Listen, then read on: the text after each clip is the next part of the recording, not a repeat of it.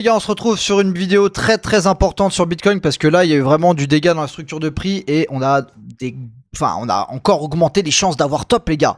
Donc, si vous êtes en long ou en short, il va absolument falloir rester attentif aux différents scénarios possibles donc dans cette vidéo. Donc, je vais rapidement enlever ce petit dessin. Donc, les amis. Là, on va rester peut-être en 4 heures, parce qu'en daily, bon, c'est à peu près la même chose. En 4 heures, j'aime bien. Donc là, je rappelle rapidement, hein, très rapidement, ce qui vient de se passer, un petit peu le scénario. Donc je reprends ma brosse. Donc ici, on a été dans la dernière zone en 4 heures de FVG. Tac, tac. On est venu combler complètement la zone. Tac, tac. On a pris tous les sommets. On s'est retourné, réjection. Et on a cassé le dernier creux. Il était là, le dernier creux. Ok. Donc là, ce qui s'est passé, c'est ce qu'on appelle un changement de dynamique dans le prix, c'est-à-dire sommet, creux, sommet, creux, sommet, creux, sommet, creux, sommet, creux, sommet. On casse le premier creux, on casse le deuxième creux. Donc là maintenant, bah c'est pas que c'est sûr, mais on a notre confirmation que on a eu un changement dans la dynamique de prix avec un énorme fair value gap, ce qui signifie une très grosse pression vendeuse, un gros déséquilibre entre l'offre et la demande, c'est-à-dire beaucoup plus de vendeurs que d'acheteurs. Donc à l'heure actuelle, pour l'instant, on n'est même pas venu, à mon avis, cette bougie d'ailleurs, attendez, on va regarder ça. À mon avis, cette bougie est venue prendre non, même pas, regardez. On n'est même pas venu prendre, alors là, c'est vrai qu'au vu de ce qu'on voit là sur le prix, donc je vais vous expliquer les scénarios, mais il est quand même assez probable, alors peut-être pas à voir en fonction des news, hein, parce que si les news sont pas bonnes, on chute en ligne droite. Hein. D'ailleurs ça va être la dernière zone à vraiment regarder, parce qu'il reste ce bout de fair value gap. Donc là les amis, c'est très simple, là franchement on peut pas faire plus simple. Vous avez, écoutez bien, vous avez un fair value gap énorme ici, entre ces deux bornes, puisqu'on l'a travaillé jusqu'à ici. Vous avez un énorme fair value gap ici. Vous en avez un qui est là, ça on peut les enlever, hein. Ça c'était juste le dernier creux, donc voilà. Le prix, il a des chances de faire, pour moi, hein, il a plus de chances de d'abord venir dans ce fair value gap ici. Alors si on est très baissier, ce qu'on peut faire, c'est simplement prendre le sommet ici. Donc on peut faire un truc comme ça, prendre un peu le sommet et repartir comme ça. C'est un exemple, ok? On rentre un tout petit peu dans le fair value gap, on prend les sommets et on se casse. On peut même rentrer un peu plus dedans et repartir. Mais je pense pas, en général, on aime bien juste prendre un peu les plus hauts ici, ok? Ou sinon, si jamais c'était un piège et qu'on est encore haussier, ce que pour moi c'est beaucoup moins probable, hein, je dirais allez 30-35%, et ben tout simplement les amis, on rentre dans ce fair value gap et ici on reprend de la force pour repartir et on viendrait du coup casser ce FVG. J'y crois pas trop, j'y crois pas du tout, voire pas trop, mais on va quand même le noter. Je vais garder ces deux scénarios. Pour moi, ici, pour moi, voilà, les probabilités, c'est 70% que le top soit in ici. Donc voilà. Donc attention, parce que si le top est in, les amis, je vous rappelle quand même que les objectifs derrière sont très enfin voilà, il y a quand même tous ces lots à récupérer, et donc ça nous ramènerait un Bitcoin à 59 000 $, en gros.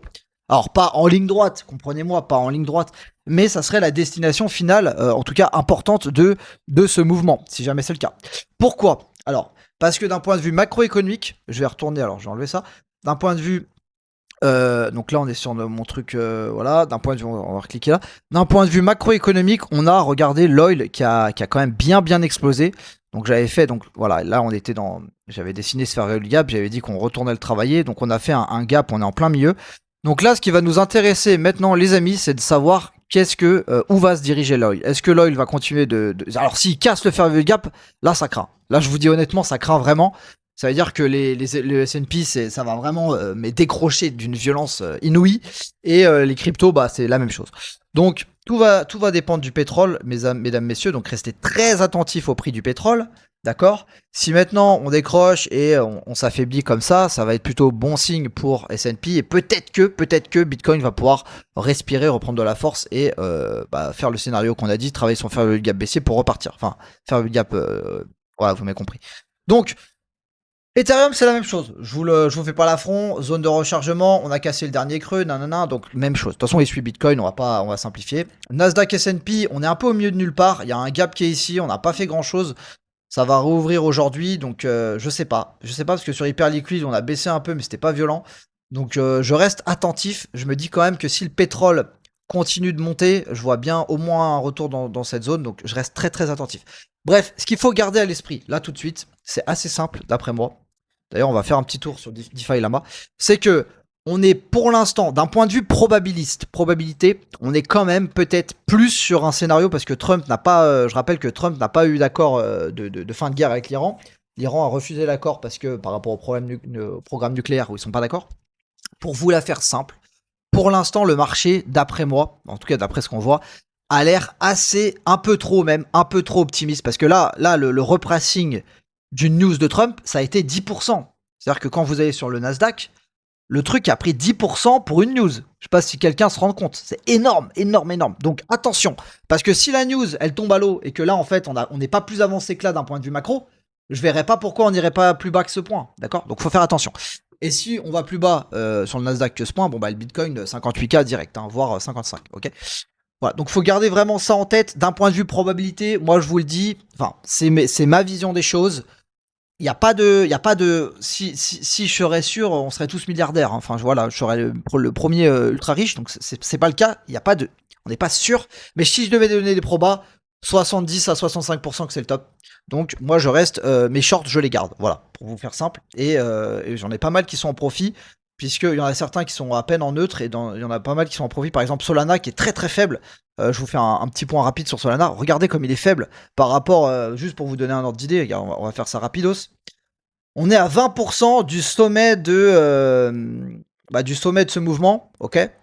Sur Bitcoin, juste pour vous montrer un peu la différence. Sur Bitcoin, on est à 7%. L'autre, on est à 20%, l'autre 7%. Vous imaginez, ça veut dire que Solana, en fait, proportionnellement, il devrait être ici. J'ai juste pour vous donner un ordre d'idée, 7%.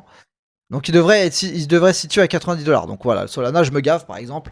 Tao, je me gave également. Bah voilà, mon short, il est toujours en cours, hein, donc gavage. Voilà. Les amis, je veux juste faire un petit tour sur DeFi Lama, voir un petit peu où on en est. Voilà, de toute façon, le point, il est rapide. Bon, on n'a pas eu encore les datas d'Inflow, malheureusement. J'ai hâte de voir lundi comment ça va sortir.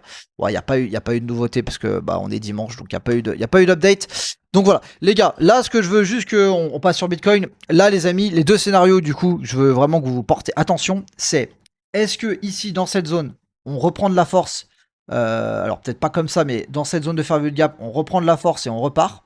Prise de liquidité, boum boum, il y a des changements en 5 minutes et on repart.